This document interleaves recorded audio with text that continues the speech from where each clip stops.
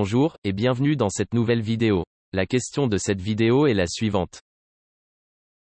Quelles sont les choses que les entreprises alimentaires cachent le plus?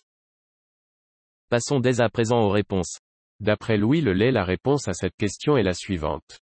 Ce qu'il montre à la télévision n'est souvent pas vrai à 100%.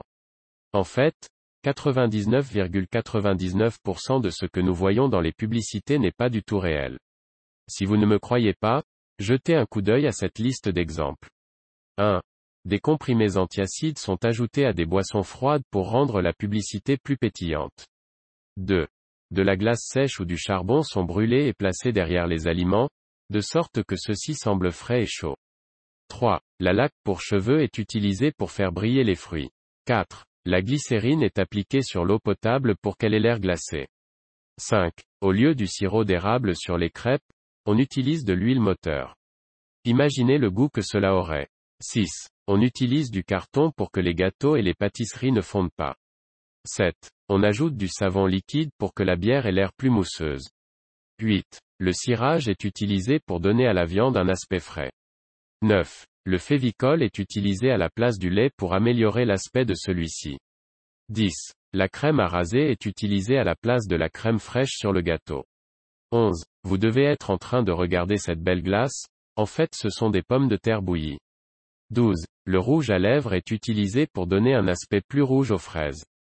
13. Pour que le hamburger ait l'air plus épais et plus grand, on utilise des cure-dents. 14. On fait la même chose avec les frites. 15. Et la glace dans le verre n'est pas réelle, elle est entièrement en plastique. Comme vous pouvez le voir, nous avons de la vraie glace à gauche et du faux plastique à droite. Incroyable. Pensez-vous, la prochaine fois que vous verrez une publicité sur l'alimentation, le croirez-vous?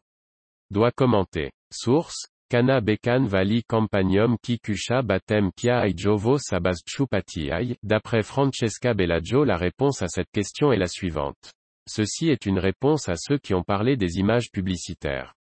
En fait, je ne suis pas tout à fait d'accord avec vous, c'est facile de juger quand on ne connaît pas le travail qu'il y a derrière pour réaliser une photo de cuisine acceptable. J'ai travaillé pendant un certain temps comme styliste culinaire et j'ai aussi assisté beaucoup de stylistes pendant des prises de vue, accompagnés de photographes culinaires. Il faut savoir que réaliser une photo professionnelle de cuisine n'est pas aussi facile qu'on pourrait le croire et ce, contrairement à Instagram où les gens prennent en photo tout et n'importe quoi. Pour faire une photographie publicitaire, il faut compter une journée entière, quand tout va bien. Et pendant le shooting vous aurez besoin d'un styliste culinaire, d'un photographe, de quelques assistants et de normalement un ou plusieurs directeurs artistiques de la marque à photographier. Le travail de la styliste culinaire et du photographe est de mettre le plus en valeur le produit, et entre la prise de la photographie et la validation par le responsable de la marque il peut passer plusieurs heures. Il faut aussi un certain temps pour régler les lumières pour la photo, régler les ombres, l'angle de prise de vue, la nourriture reste donc plusieurs heures sous les projecteurs, vous pouvez imaginer ce qui arriverait à une glace, une salade ou bien un autre ingrédient. Il est impossible de conserver intact un produit frais pendant si longtemps. D'autant plus, que souvent les responsables artistiques de la marque ne sont pas présents pendant les prises de vue et que tout cela doit être validé par téléphone ou mail. Ajoutez à cela que souvent ils sont en réunion et qu'il faut attendre qu'ils terminent les réunions pour avoir une réponse. On ne peut vraiment pas mettre de produits frais, il faudrait à chaque fois régler à nouveau la lumière et l'angle de prise de vue car la couleur et la forme des ingrédients ne sont pas les mêmes. C'est ingérable. Croyez-moi. C'est vrai que lorsque qu'on apprend que tout cela est factice on n'a plus vraiment l'envie d'en manger. Mais une photo de glace fondue ou un sandwich ramolli et complètement flétri qui a passé la journée sous les lumières des projecteurs ne vous donnerait pas non plus l'envie d'être mangé. Enfin, je ne pense pas.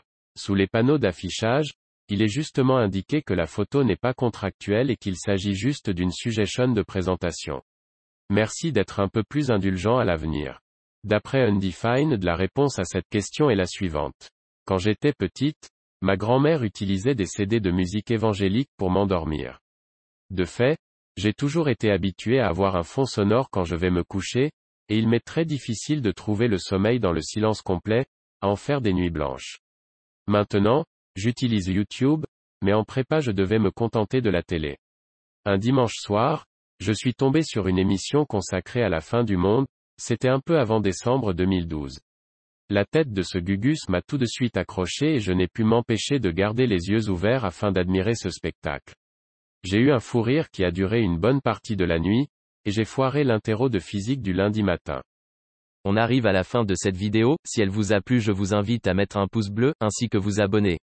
Si vous souhaitez donner votre avis, je vous redirige vers la partie commentaires pour continuer le débat sur cette question.